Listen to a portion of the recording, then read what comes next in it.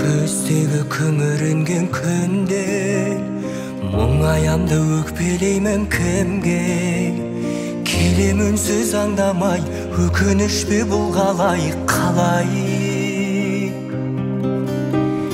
Жеткізбейтін арман-ай, өтеді өмір шалғанай. Амал бар ма? Өмір осылай. Сынағына көнесің, тағдырыңа ересің, ай.